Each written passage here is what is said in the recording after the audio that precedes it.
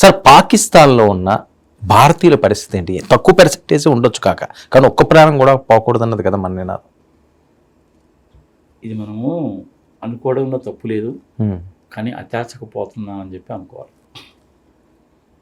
భారతదేశము పాకిస్తాను మతపరంగా విడిపోయినప్పుడు, మళ్ళీ గుర్తు చేస్తున్నా, మతపరంగానే విడిపోయావు. అదే మతాన్ని మొట్టమొదటిసారి మన పహల్గామ్లో కూడా చెప్పావు. ఇంక నేను ఎందుకు ఊరుకుంటా?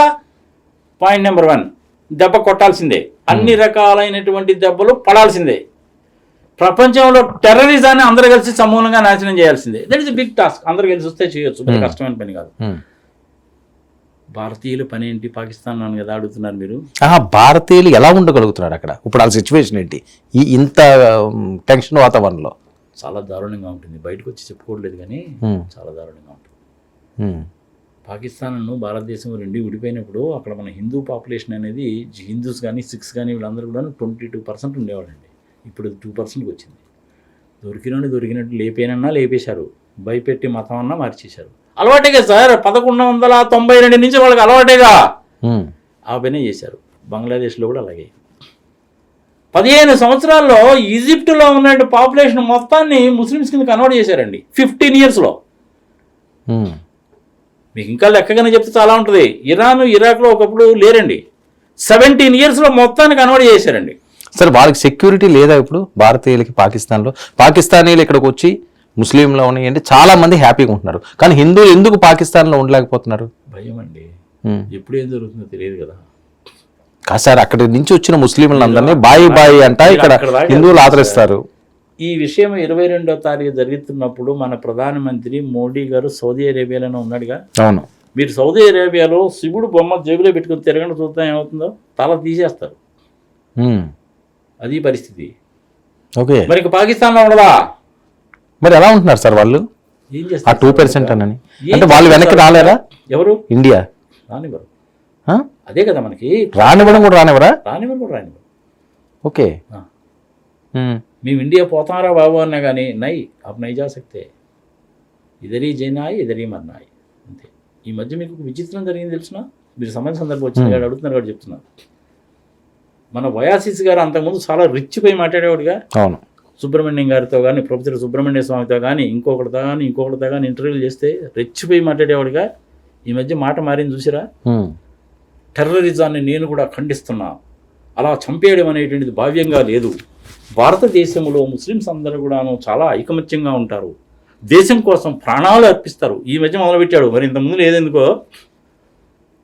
ఇంతకుముందు నీకు చాలా క్లోజ్ రిలేటివ్గా ఉన్నటువంటి ఆయన 15 मिनट मुझे टाइम दे दो, 15 मिनट 1 करोड़ हिंदूస్ కా ఖతం కర్ దూంగా అన్నాడే. మరి అప్పుడు ఏమైపోయాడు నీ వయాసిస్? సరే, ఈ సందర్భంగా మాట్లాడకూడదా అంటే గుర్తుకొచ్చింది కాబట్టి చెప్పారు. ఆయన సానుకూలంగా వచ్చినప్పుడు మనం కూడా సానుకూలంగానే తీసుకోవాలి. ఆయన మాట తీరులో చాలా మార్పు వచ్చింది. కానీ ఇది ఎన్నాళ్ళు ఉంటుంది అనేది అనుమానం.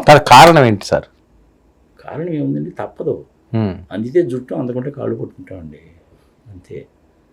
ఇప్పుడు పాకిస్తాన్ వాళ్ళు బోర్డర్లా రష్యా వాళ్ళ దగ్గరికి వెళ్ళారు, చైనా వాళ్ళ దగ్గరికి వెళ్ళారు, బ్రిటన్ దగ్గరికి వెళ్ళారు, అన్ని దగ్గరికి వెళ్ళి బాబు మమ్మల్ని రక్షించండి.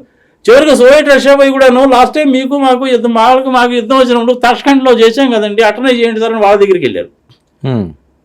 అలా వాళ్ళు చీపమ్మంటున్నారా? అంతేగా. ట్రంప్ గారు అయితే క్లియర్గానే చెప్పాడు, చాలా మెత్తగా చెప్పాడు, కానీ సపోర్ట్ చేసేది ఇండియాకే. ఇజ్రాయిలీస్ వీళ్ళు అసలు దగ్గర కూడా రానిరు, వాళ్ళు మనకు ఫుల్గా సపోర్టే. వాళ్ళు రాజ్యాంగంలో రాసుకున్నారు థ్యాంక్స్ భారత్ అని. ఇజ్రాయిలీస్ పరిస్థితి ఒకప్పుడు ఎట్లా ఉండేదంటే 1948-47లో ప్రపంచంలో అందరూ ఎవరు రానివ్వలేదండి వాడిని. యూపీ మీద ముద్దర్లు వేశారు సార్ వాళ్ళకి. జ్యూస్కి ముద్దర్లు వేశారు. 60 లక్షల మంది జ్యూస్ని చంపేశారండి గ్యాస్ ఛాంబర్స్లో పెట్టి. ఇజ్రాయెల్ అనేటువంటిది మొత్తం కూడా వాళ్ళ దేశమే. చివరికి సాధించుకున్నారా లేదా? అవును.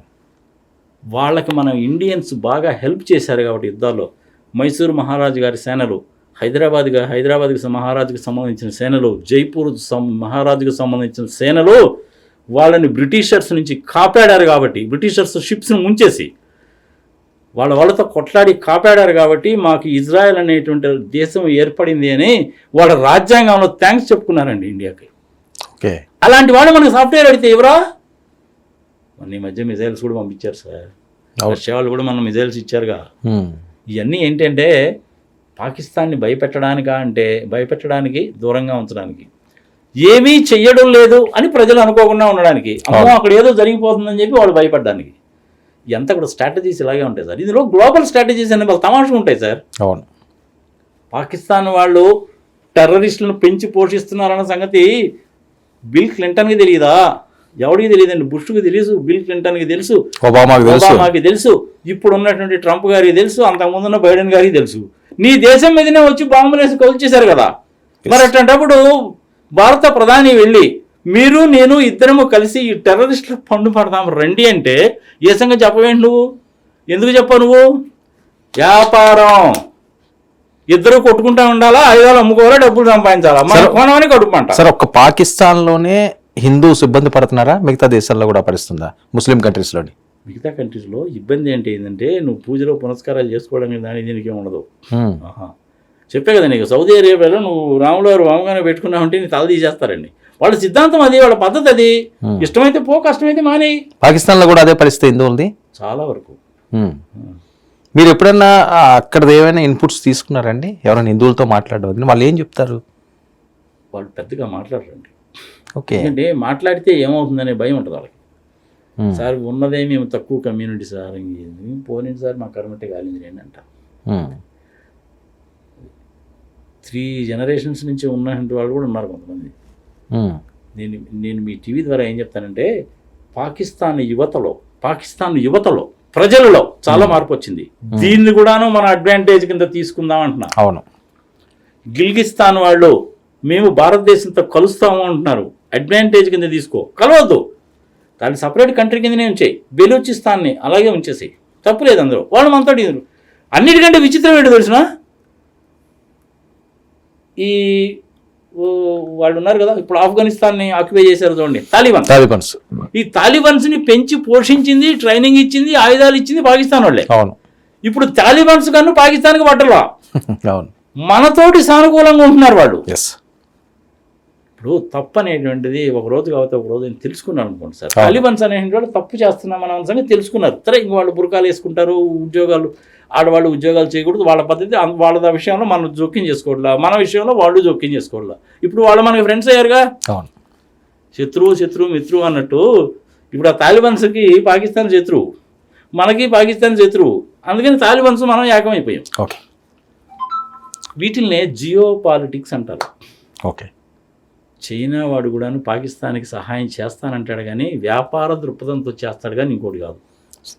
వ్యాపారం పాకిస్తాన్ చైనా వాడి పని ఏమి లేదండి. ఇట్లాంటి దేశాలను పట్టుకొని వాళ్ళకి అప్పులు ఇచ్చి వాళ్ళకి అప్పుల మీద వడ్డీలు కనుక కట్టలేకపోతే జెండా తీసుకెళ్ళి అక్కడ పెట్టి ఈ దేశం నాది పో అంటాడు. ఇప్పుడు గిల్గిస్తాన్ వాళ్ళదన్ను బెలూచిస్తాన్ వాళ్ళ భయం అదే. ఇంకా నేను జాగ్రత్తగా ఉండాలి.